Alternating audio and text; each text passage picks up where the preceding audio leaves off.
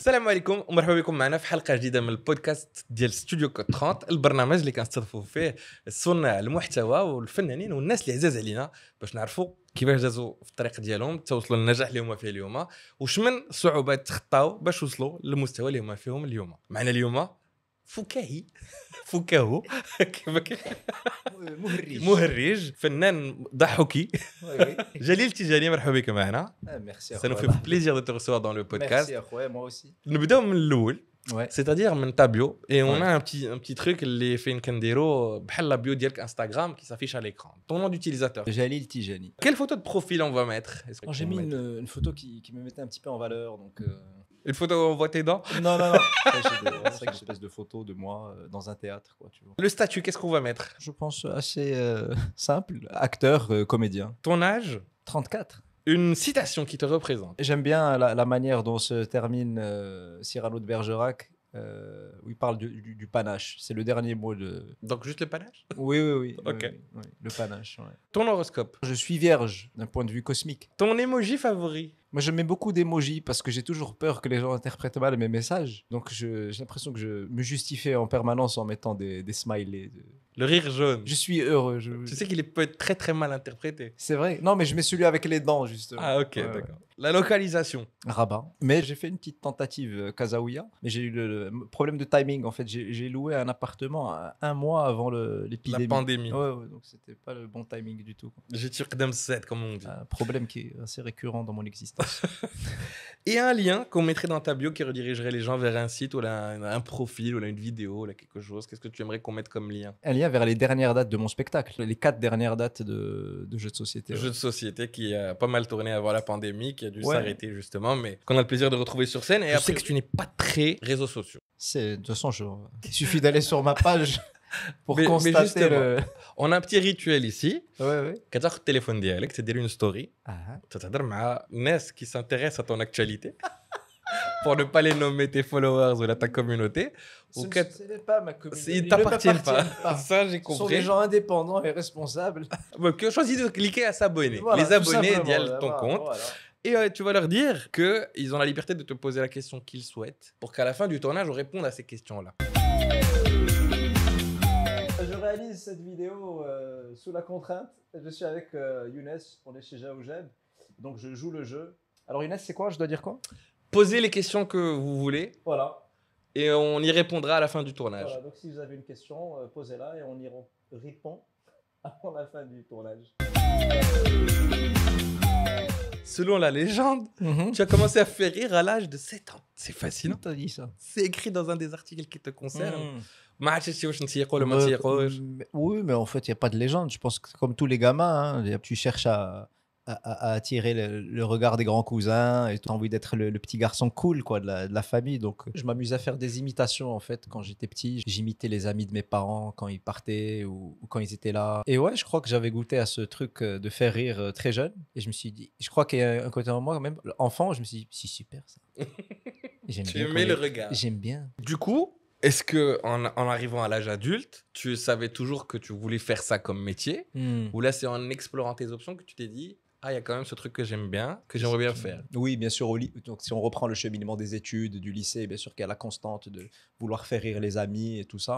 Et tu te rends compte que bon, voilà, il y a un truc quoi. Il y a un truc, mais de là à en faire zama ton métier et tout ça, ça me semblait chez Haja zama vraiment. C'était une espèce de rêve caché, enfoui, tu vois. Voilà, j'ai commencé mes études, j'ai fait des études d'hôtellerie, d'art À Lyon. culinaire à Lyon, voilà, parce que je me suis dit bon, il y a moyen de voyager, d'apprendre des langues, tu vois. Et ben une fois que tu as ton diplôme, qu'est-ce que tu fais? Ah, tu es allé au bout. Ah, Tu as non, fini non. tes études. Ça, c'était important. Même pas vis-à-vis de mon père qui a financé ses études. Il fallait faire gaffe. Donc, je suis allé au bout. À un moment donné, tu te rends compte que tu fais que repousser, en fait. Tu vois. Je me suis dit, bon, je vais faire quoi maintenant?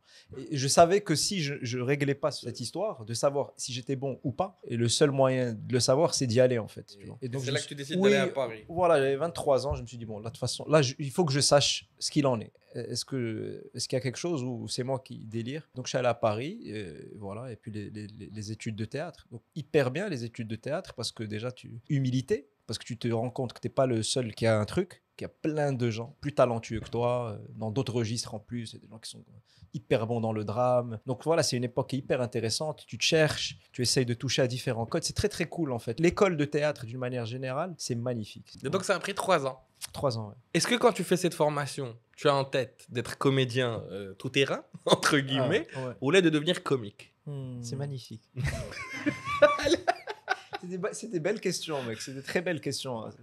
Vraiment. Au début, quand je suis arrivé, j'étais un peu, tu vois, dans ma tête, moi, je suis un petit comique. Je me suis pris des petites claques, en fait, tu vois, où tu te rends compte que, en fait, ce que toi, tu avais compris de la comédie, ce qui était marrant, tu es très, très loin encore, tu vois. Donc, tu apprends. Tu as, en l'occurrence, une prof qui m'a poussé vers la tragédie aussi. Et au début, j'y allais vraiment en mode, vraiment comme quand t'es petit et qu'on t'oblige à bouffer des haricots. Tu te dis, oh putain, j'ai pas envie d'y aller et tout. Non, vraiment, vas-y, je te jure, il y a quelque chose à prendre. Et du coup, ça, c'est super expérience. En fait, c'est juste que tu apprends à exprimer d'autres parties de toi, en fait. Parce qu'en fait, c'est des masques, en fait, tu vois. Moi, je suis pas un comique et puis basta. Je suis un être humain. Et la plupart du temps, d'ailleurs, c'est pas un mythe, c'est vrai. Il y a un fond de tragédie, en fait, tu vois. Et en fait, quand tu le fais, je t'en parle et ça... Tu t'ouvres. Non, c'est libérateur. Ouais. C'est vraiment libérateur. Et puis, tu assumes une partie, on va dire, plus globale de ta personnalité, qui n'est pas juste le comédien, le comique. C'est ça vraiment que ça m'a appris, les cours de théâtre. Tu t'es ensuite essayé à la comédie, à l'écriture comique en tout cas. C'était quand tu prenais tes cours ou là tu as attendu de finir très sagement avant de te... En fait, c'est vraiment quand j'ai fini, quoi. J'ai très vite compris que ça allait être compliqué, tout ce qui est casting. Quand t'as pas de connaissances. Parce que c'est ça la réalité après l'école, c'est qu'est-ce que je fais en fait, maintenant. Bah oui, j'ai fini. Tu vas courir les castings. J'ai fait des castings, donc c'était, je te dis l'époque, hein, les castings, c'était vraiment profil maghrébin, casting en forêt, non rémunéré, mais casse-croûte offert. Au bout du 3e casting comme ça, tu commences à te dire, bon, c'est sympa les casse-croûtes, mais... faut peut-être passer à la vitesse supérieure, tu vois. C'était bien, c'était des bonnes expériences et tout ça, mais il y a peut-être un petit côté en moi où je me suis dit, bon, peut-être me créer ma propre chance. L'humour, c'est quelque chose de très sérieux pour toi, donc ça demande vraiment beaucoup de travail. Avant d'en arriver à proposer un spectacle écrit de bout en bout, il y a eu beaucoup de recherches, il y a eu beaucoup de travail et de réflexion. Honnêtement, j'ai beaucoup travaillé. Ouais. Je suis fier de ça. On passe beaucoup de temps à marcher, à faire des marches solitaires. En fait, il y a un va-et-vient entre de la solitude et beaucoup de haraj. Tu peux pas être que dans la solitude parce que sinon tu te frottes pas au réel. En même temps, à un moment donné, tu as besoin de décrocher du réel pour prendre le temps d'assimiler tout ce que tu as vu et tout. Donc en fait, la plupart du temps, ça va partir d'un truc, soit d'un truc qui me dérange, tu vois, une attitude, et c'est le point de départ, c'est la première braise, on va dire, tu vois. Et à partir de là, je vais commencer à me mettre ça en bouche, tu vois. Parfois, je vais par exemple faire une marche à la forêt avec ce début de personnage. J'ai une phrase, je sais pas, qui est Mathieu Fier, tu vois. Et je vais répéter comme ça. Après, il y a une deuxième phrase qui va venir. Donc, petit à petit, ouais, voilà, c'est des prises de notes. Et après, tu structures. Ça, c'est le travail du personnage. C'est pas le travail du stand-up. C'est différent. Les deux sont différents. Voilà, c'était pourquoi ce choix, justement, de cette façon de faire qui est à l'opposé du stand-up, qui est pourtant quelque chose qui marche très bien aujourd'hui et pour lequel il y a un vrai marché, il y a une vraie industrie, qui peut être aussi plus simple. Parce que tu n'as pas besoin d'avoir un spectacle de bout en bout d'une heure ou là de plus. Tu peux avoir des beats, des sketchs. Tu peux t'essayer à la scène plus souvent. Pourquoi ce choix? Moi, c'était un mouvement naturel pour moi. Le stand-up, c'est quelque chose dont j'avais peur. Moi encore, tu vois, on peut dire que je me cache un peu derrière les personnages et tout, tu vois. Bon, après, le travail est différent. Après, avec le recul, en travaillant mes personnages, je me suis dit, mais en fait, j'aimerais bien avoir un bon petit passage de stand-up au début pour chauffer un petit peu les gens et tout, parce que le stand-up, c'est très efficace pour ça, tu vois, pour la proximité. Pour apprivoiser le public un petit peu. Donc maintenant, j'y arrive aussi un petit peu, tout en gardant ma spécialité des personnages. Contrairement à ce qu'on pourrait penser, dans le spectacle, il y a beaucoup de Darija. Et c'est quelque chose que tu utilises comme une richesse dans ton spectacle. Ouais, j'adore cette langue, j'adore Darija. Il y a une sonorité, il y a un rythme, il y a des expressions. Et le bonheur que ça a été pour moi de jouer les personnages que tu connais Darija, c'est extraordinaire. Tu imagines, tu fais un spectacle au Maroc qui parle de la société marocaine. Pour moi, assez à couler de source qu'il devait y avoir des personnages Darija, tu vois, c'était évident. Ce premier spectacle, jeu de société, il a eu une belle vie. Je parle au passé parce que je sais que c'est les dernières dates. Tu le savais dès le départ que tu voulais le faire tourner 2 ans, mais tu n'avais pas anticipé qu'il y aurait une pandémie qui rajouterait 2 autres années. On a fait une interview, toi et moi, il y a 2 ans pour annoncer la dernière date. Et je te disais que j'annonçais les dernières dates et quelques jours après. Il y a eu la fermeture des théâtres. Donc voilà, 2 ans quand même. Hein. C'était très frustrant parce que j'ai pas pu boucler. Quand je dis boucler, pour moi, c'est faire la captation du spectacle, le filmer convenablement et pouvoir le diffuser. Les gens me disent, mais pourquoi tu l'as pas filmé avant? Et en fait, tout simplement parce que pour filmer un spectacle convenablement avec des caméras et tout, c'est un peu cher. Donc en fait, tu le décides vraiment. Hein. Tu t'amuses pas à le faire tous les soirs. Donc là, on va pouvoir enfin le faire et je vais pouvoir enfin passer à autre En chose. espérant que tu es toujours aussi bon qu'à l'époque. Hein, Après 2 ans je reviendrai de peut-être chômage technique. du frigo. Mais justement, qu'est-ce qui s'est passé à les 2 ans? Il y a eu de l'embouteillage digital sur les blagues sur le Covid. Moi, j'étais en mode non, j'avais pas spécialement envie d'en parler. J'ai vraiment été patient en fait pendant ces 2 ans. C'était pas facile, tu vois, c'était frustrant vu que je suis pas très porté sur l'Instagram et tout ça. Donc j'en ai profité pour écrire en fait. Je me suis dit bon, sois patient, quand ça va réouvrir, tu vas pouvoir boucler ton spectacle et profites-en pour écrire. Donc j'en ai profité pour écrire et pour avancer sur des nouveaux sketchs. Mais quand on est artiste professionnel, ce que tu es, Ouais. et qu'on est au chômage technique pendant 2 ans, qu'est-ce qu'on fait? Comment on vit? Et qu'est-ce que ça nous dit du pays ou de l'industrie dans laquelle on vit? Enfin, quand on est Ouais. dans cette industrie comme toi, l'industrie culturelle. Bah déjà, je suis revenu m'installer chez mes parents pour commencer. Je pouvais plus payer. Alors le que tu loyer, venais de tout ça. prendre un appart Oui, à oui, Casa. c'était plus viable quoi. Ça faisait des Kleenex, Et des bonbons si tu veux. du Ça chocolat. adoucit le propos. Non, mais en fait, c'est plus deep que ce que j'imaginais ton interview. Je pensais qu'on allait déconner, mec. Ça, c'est après. C'est deep, man. Bah écoute, moi je suis rentré m'installer chez les parents. J'ai commencé à donner des cours de théâtre. Pas par défaut, c'est quelque chose que j'adore faire, tu vois. Super élèves et tout. Et j'ai patienté et puis j'ai serré la ceinture, tout simplement. Je vais pas aborder la question des aides, de tout ça, parce que j'ai pas vraiment compris. Pourtant, on paye des impôts. Manifestement, tu n'en as pas profité. Non. D'accord. Tu as un peu répondu à la question déjà, mais on a bien compris que le digital n'était pas forcément la chose que tu... Non. Les applications, tout ça, c'est pas... Non. Pour être hyper honnête, il y a plein de gens qui le font de manière vraiment super et qui savent l'utiliser. Non, moi, je veux juste trouver ma manière à moi de... C'est plus mon style que j'ai pas encore trouvé sur ces réseaux, tout simplement, tu vois. Mais, alors que sur scène, je me sens vraiment à la maison, tu vois. Ouais. Alors, il y a 2 choses. Déjà, Ouais. comme tu as dit, il y a des créateurs de contenu. Et c'est vrai que c'est drôle de te recevoir dans ce podcast qui est dédié aux créateurs de contenu. Toi, tu n'es pas forcément le plus prolifique. Mais justement, c'est ce qu'on essaie de... de contenu scénique. Scénique, voilà. Il y a des gens qui n'existent, ou en tout cas qui ont démarré là-dedans et qui utilisent ça comme une arme, comme un outil Ouais. hyper efficace pour atteindre tout plein de gens et pour se lancer dans le métier. Toi, tu as choisi la scène, c'est forcément un peu plus galère au départ, un peu au milieu et vers la fin aussi, Ouais. mais c'est ton choix. Il y a la deuxième chose qui est que cette pandémie a créé une occasion pour plein de monde de s'essayer à la chose Ouais. pour exister. Toi, Ouais. tu as choisi que dans ce brouhaha, tu allais rester au calme. J'ai décidé de rester au calme et de continuer à écrire. J'ai fait ce métier vraiment pour prendre du plaisir. C'était une quête de bonheur pour moi et c'est le plus important pour moi. Tu vois, je veux être droit dans mes pompes. Et t'es pas heureux sur le digital? Je sentais pas forcément le truc et j'aime pas faire les choses dans la contrainte ou sans y prendre du plaisir. Tout ce que je fais sur scène, pour moi, je prends un plaisir incroyable à le faire. Donc il y a un truc où je me suis dit, bon, moi, je peux vraiment envie, donc tu sais quoi, mec. Et puis voilà, puis je ne sais trop bien que...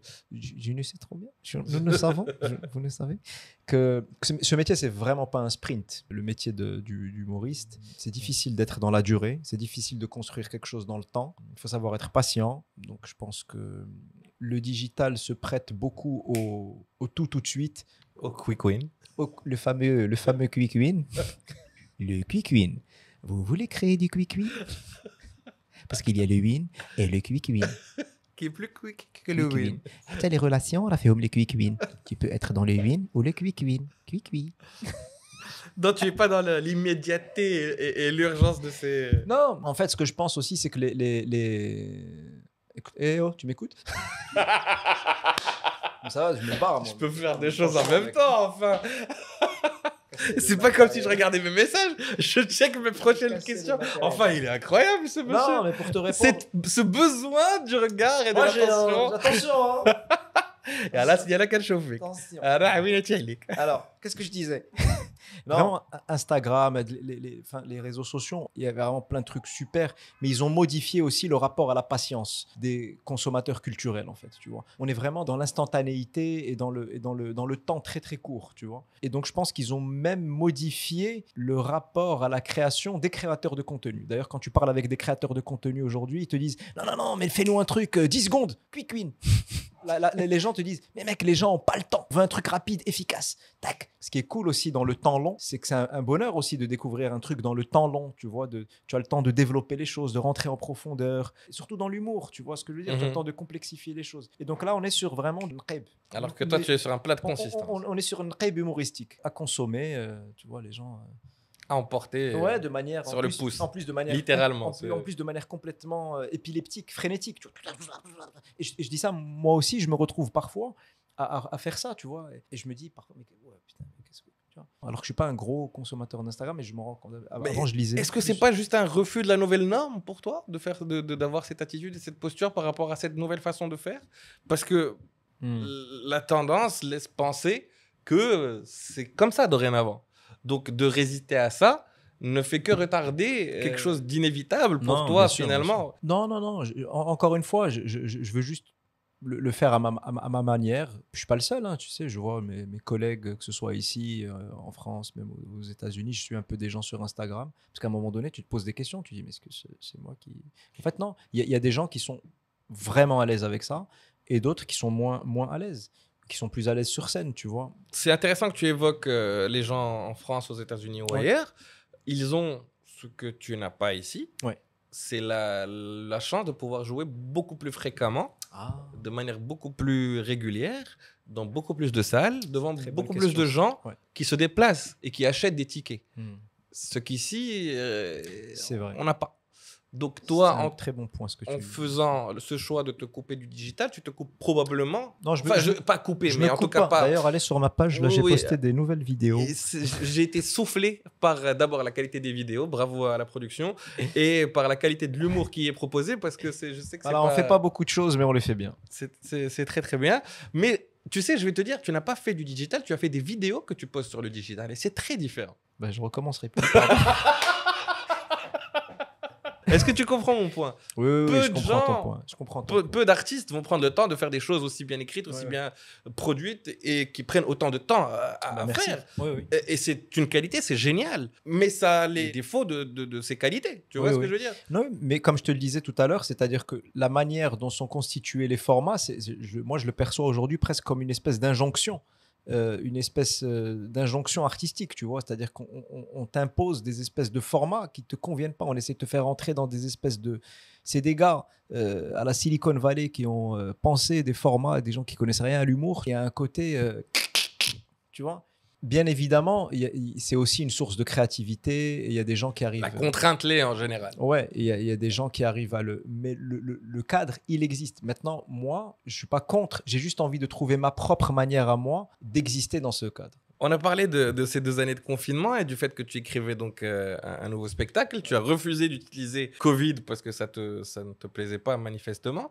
Alors, qu'est-ce qui t'a inspiré pendant ces 2 ans de confinement? Beaucoup de choses. Moi, je joue beaucoup au tennis, en fait. Donc, je n'ai pas écrit un sketch sur le tennis. Mais en revanche, c'est qu'au Maroc, dans les clubs de tennis, tu as des gens qui viennent pour jouer au tennis et d'autres un verre et un revers, tu vois. C'est comme les clubs de boules. Oui, voilà, ça m'a inspiré. Ce lieu m'a... D'accord. Je me suis intéressé au coaching développement personnel. Oui, ça c'est très qu'à partir du moment où c'est devenu un phénomène de société. Donc vraiment, j'ai geeké sur ce sujet pendant quelques mois. Je me suis intéressé à la politique aussi, surtout quand il y avait les élections. Donc j'ai écrit un petit sketch là-dessus aussi. Je me suis intéressé à l'histoire du Maroc. J'ai écrit un sketch dans ce sens aussi. Première fois que j'écris un sketch sur l'histoire du Maroc. Ça, c'était un défi pour moi. Il s'appelle comment le nouveau spectacle? J'ai pas encore de titre, mais j'ai des idées de... Tu veux vraiment boucler la boucle de jeux de société avant d'entamer le rodage? Oui, enfin, ou la nouvelle aventure, fermer le chapitre. Oui, si tu veux. Symboliquement, j'ai envie de boucler, forcément.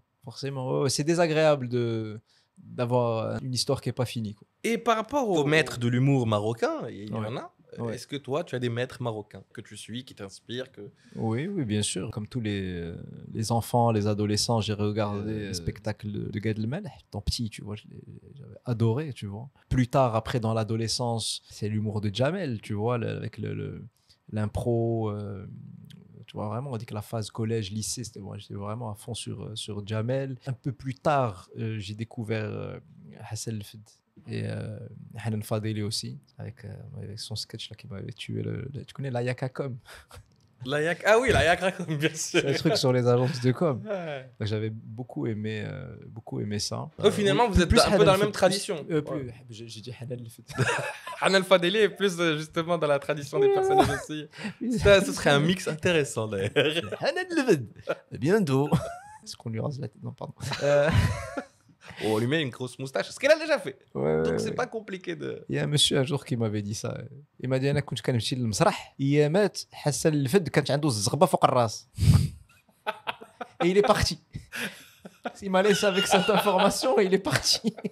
On salue très très fort le Oustad Hassan qui est franchement, pour moi en tout cas, c'est le meilleur. Enfin, je t'aime beaucoup. C'est sympa.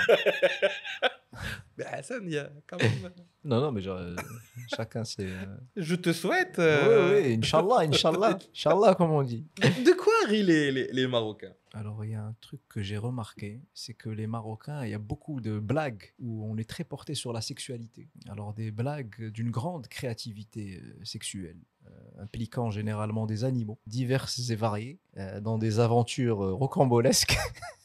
Non, mais c'est vrai. Tu parles de le fil de دابا واحد السبع واحد القرد فهمتيني السبع المهم Mais c'est vrai, c'est peut-être le fait que ce soit tabou qui fait exactement.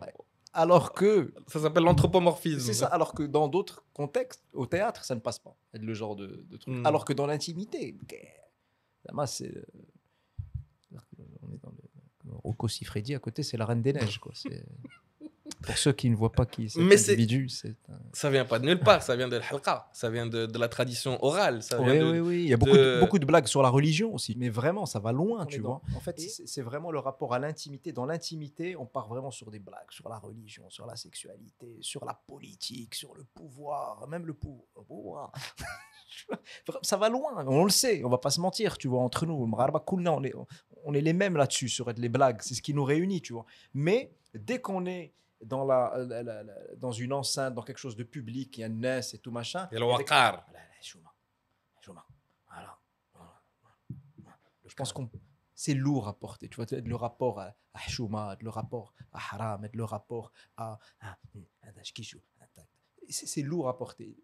Et le travail de l'humoriste, c'est de défaire les tensions, tu vois, d'arriver à venir et parfois il y en a qui viennent, ils te disent, c'est pas une question de trsar l'hadra, tu vois ce que je veux dire, mais juste il faut reconnaître que parfois une petite trsera de l'hadra, c'est bien. Premièrement, il y a une dimension psychiquement libératrice, tu vois. D'ailleurs, quand tu es au volant et que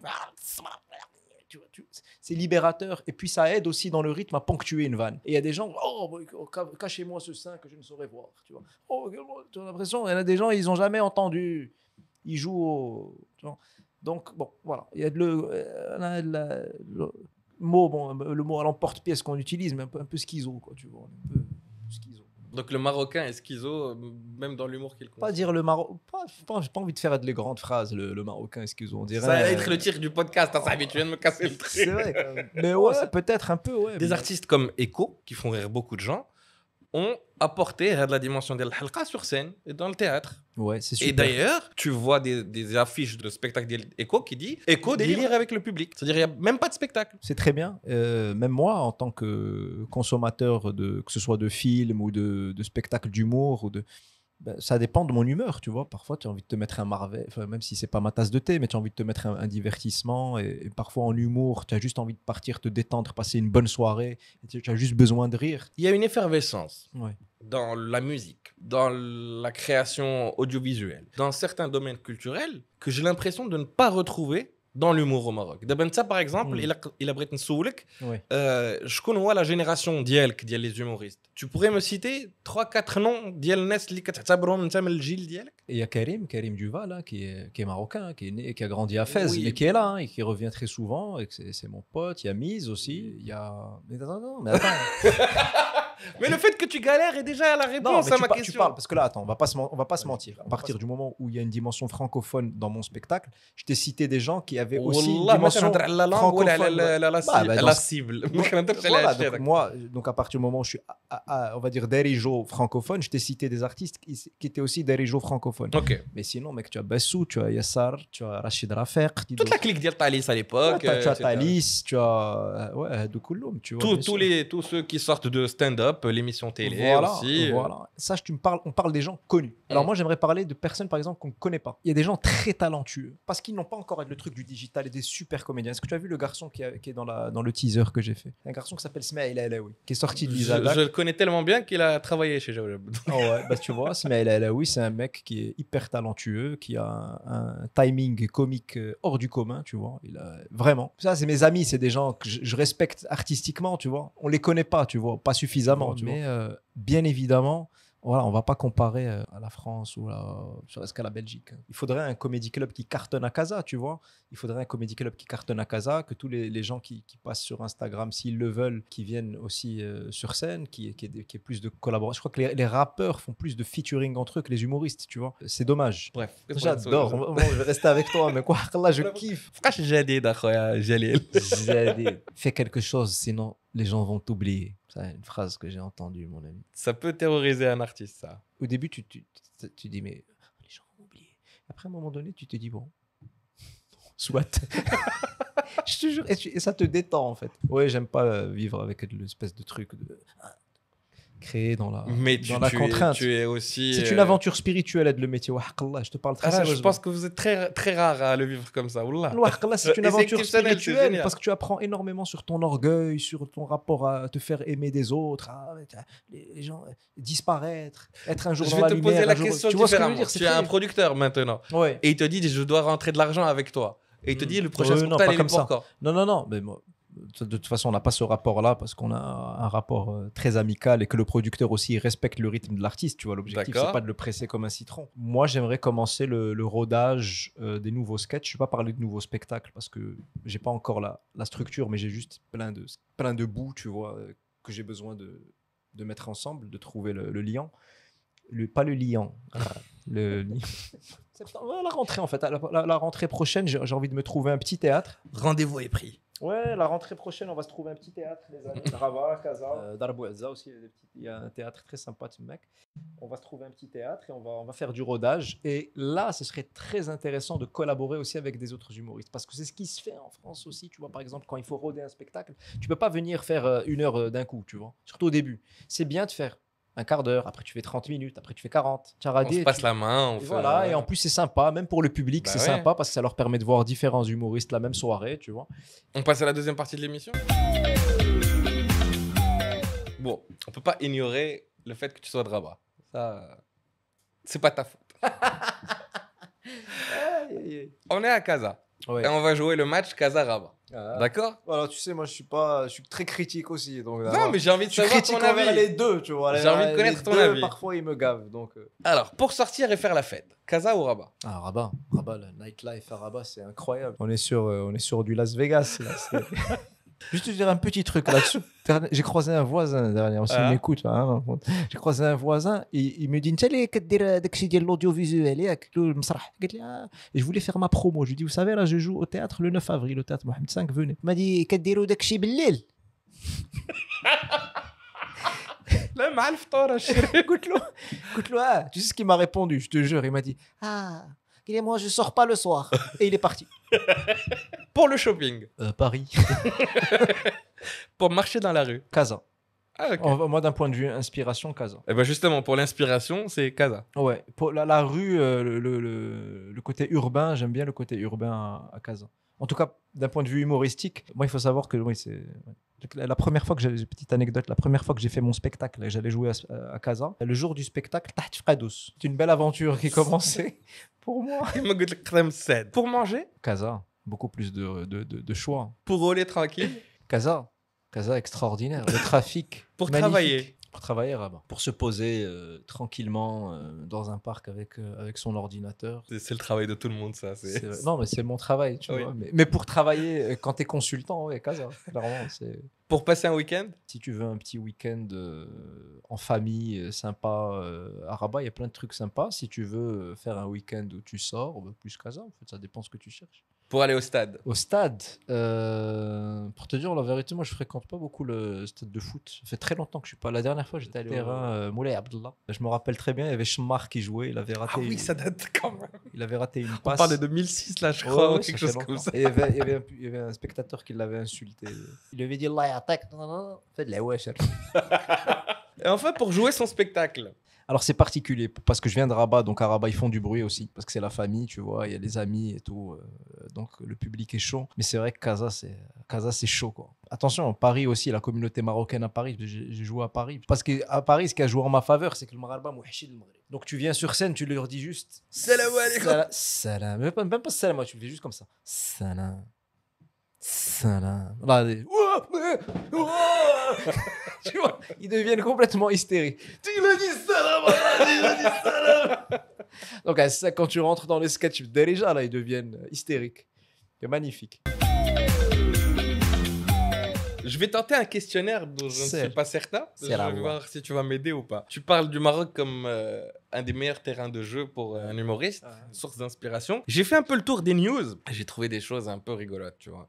Et je vais te donner les news et tu vas me dire si elles sont vraies ou là si elles sont fausses. Vas-y. Une femme accouche à l'aéroport de Casablanca. Oui, c'est crédible, c'est vrai ça. C'est crédible, c'est effectivement vrai. C'était une voyageuse, une passagère en provenance de Bamako qui était de passage à l'aéroport Mohamed V. D'accord. Elle a accouché là-bas.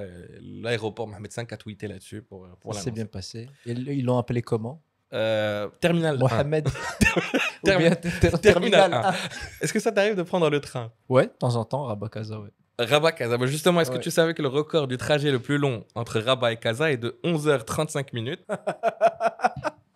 C'est vrai ça? Est-ce que Non. c'est vrai ou faux? 11h, combien tu as dit? 35 minutes. Non, il faut pas exagérer. Ils ont, On n'était pas loin. Le vrai record est de 10h30. Je sais pas. Non. Il y a eu du retard, mais. Bah, si tu arrives à douter, mec, c'est déjà qu'il y a... Moi, j'avais assisté à une scène, et je te jure, mec, c'était des touristes japonais qui étaient là-bas et il y avait un monsieur qui leur expliquait que le train avait du retard. C'était une scène ubuesque. Il leur disait The train is late. Et ils étaient là. Oh. Et ils ne comprenaient pas, tu vois, je te jure. Incroyable. Khaled Kassidi, une Marocaine qui avait des flatulences, a causé l'atterrissage d'urgence d'un avion. Non, c'est n'importe quoi. Et des toilettes dans un avion, donc tu vas aux Non, toilettes. des gaz, quoi. Des gaz, bah tu vas aux toilettes, non? Eh ben, pas elle. C'était un pas avion. C'était pas des gaz. C'était autre chose. C'est une vraie info. C'est une Marocaine qui était dans un avion d'une compagnie que je ne vais pas citer. Elle a quoi? Qui faisait un vol entre Dubaï et Amsterdam, qui a dû atterrir d'urgence à Vienne. Donc, quand tu allé tout le voyage. Bah, en fait, la dame ne se retenait pas. Et Et pas- ça a dérangé sa voisine. Donc, Ça, ce sont avec une autre crêpé marocaine. le chignon. 2 Marocaines ont été débarquées de l'avion Ah à ouais, Vienne ouais, après un ouais, atterrissage ouais, d'urgence ouais. de l'avion. Quelle belle réputation. قال لك علاش الكار ما جاش من فاس. Ça, c'est un slogan qui se compte dans les matchs de foot. C'est surtout une histoire mythique. C'est du une football histoire marocain. mythique, oui. Donc, ils sont pas partis parce qu'ils allaient être relégués ou là, un truc comme ça. Eh ben, C'était l'info que j'ai- C'était avec Tétouan. L'info que j'ai, c'est que parce que le car passait par Rabat, qu'il a demandé sa route. Et il est jamais arrivé en fait. C'est pas vrai. Il y avait une combine dans ce truc-là. Ils allaient être relégués. Et c'était inenvisageable d'un point de vue qu'ils soient relégués. Donc le car n'est jamais arrivé. Donc le car n'est jamais arrivé. C'est effectivement une fausse Soit- information. Dernière info, et tu vas me dire si c'est vrai ou faux. Ouais. Un bateau était garé en plein milieu du carrefour du croisement des boulevards Zartoni et Rodani à Casablanca. Un bateau. C'est un témoignage de quelqu'un qui a محشش mais والله شفت واحد الباطة قسم بالله Je te jure que l'image, هربان. quand j'ai trouvé l'info, il y avait l'image. En fait, il y a quelqu'un qui a perdu le bateau, mais la remorque, et a priori, il s'en est pas rendu compte. Il a laissé le bateau. Il a laissé le bateau, il est parti. Et on voit le bateau se faire remorquer par un dépannage. Et voilà. Tu vas me donner ton téléphone? On va voir si les gens qui se sont abonnés à ta page ont eu des questions pour toi. Et voilà, on va voir les questions rapidement. Allez, c'est parti. Première question. Anna Gaouria, ayant un projet au Maroc, je cherche une célébrité et ai envie de collaborer. Bah écoute, marhaba, viens. Collaborer pourquoi? Mais je sais pas. Les tournées ramadanesques, c'est un kiff ou bien c'est parce que t'as perdu un pari? Bravo, you rock. Non, non, non, parce que les gens aiment. Ramadan, c'est un peu le mois des humoristes aussi. Hein, tu vois, je pense que. Il y a une saisonnalité de l'humour au Maroc. Ouais, ouais, il y a un truc dans la tradition marocaine de l'humour pendant Ramadan, parce que c'est aussi que le soir, il n'y a pas grand-chose à faire. Et puis, c'est un moment où les gens peuvent se retrouver en famille. Et puis, je pense que la sortie au théâtre, elle se prête bien à ce mois-là. Donc, c'est pas du tout une contrainte. Moi, j'adore Ramadan, en fait. J'ai toujours aimé ce mois depuis que je suis petit. C'est un mois où il y a de la communauté, on voit les amis, on voit la famille. Une convivialité. Il y a un truc convivial Ramadan que j'aime beaucoup et qui se prête au théâtre. Donc, pour moi, pas du tout. C'est vraiment un kiff de Ramadan. Il y a deux questions auxquelles tu as déjà répondu. C'est est-ce qu'un nouveau spectacle est prévu? Ça, on l'a dit. Est-ce que vous allez sortir un DVD de votre spectacle? Bon, on va le capter. Peut-être qu'on va pas sortir le DVD. Non, non, pas de DVD, mais je ne sais pas si je peux parler de ça en avant-première. Le spectacle sera diffusé sur 2M en fait. Voilà, donc il y aura une diffusion ou deux sur 2M. Et ensuite, bien évidemment, il sera disponible sur YouTube. C'est pas la peine de pirater. De pirater ou d'aller sur un DVD, je le mettrai. Il y a quelqu'un qui te connaît bien qui dit ça fait quoi de se mettre aux stories? C'est bien. Ton sketch qui te fait le plus kiffer? Honnêtement, ça dépend des soirs. Je prends un kiff. Par sur Badia, je prends un kiff. Je prends un kiff sur le taxi aussi. Machallah, sur Abdelkrim, je prends vraiment un kiff. Je les aime tous. Hein. Moi, je les défends tous de la même manière. Mais deux dernières questions qui sont un peu la même. C'est on veut que tu refasses le spectacle à Paris. Est-ce qu'il y a une tournée en Europe bientôt? Non. Non, il n'y a pas de tour. Non, c'est fini. Je vais invoquer quelques-uns de tes personnages. Je vais te la faire parce que tu ne vas pas y couper. Je vais demander à 2 ou 3 de tes personnages de nous dire au revoir. Je te dis, c'est des moulins chérifs. C'était un plaisir. C'était un plaisir. C'est vraiment un kiff de parler avec toi. Tu es un mec bien, ça change rien à ta vie. Tu vois, accroche-toi, c'est très bien. Tu es un mec bien, tu vas réussir. Tu sais que tu galères, ça se voit sur ta gueule, mais il faut que tu t'accroches. Tu vois. Mais je t'aime bien, tu es un brave type. Allez, on y va.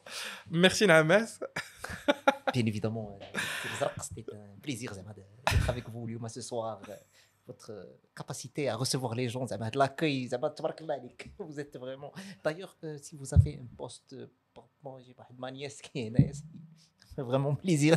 Merci Jalil. Merci. Jalil, merci beaucoup d'avoir été avec nous dans le podcast aujourd'hui. J'arrive pas à sortir du personnage. C'est très très bien, on va le garder. C'était un plaisir de te recevoir dans le podcast de Studio Code 30. Merci. Je te le dis vraiment, c'était un vrai plaisir. C'était un vrai kiff. J'adore ta manière de driver l'interview et j'adore tes questions. Merci beaucoup Jalil. On te retrouve très très bientôt sur scène, j'espère. وشكرا لكم اللي تبعتونا في هذه الحلقه ديال البودكاست ديال ستوديو كود 30. نتلاقاو في الحلقه الجايه مع un autre créateur de contenu من هنا لتما. تهلاو.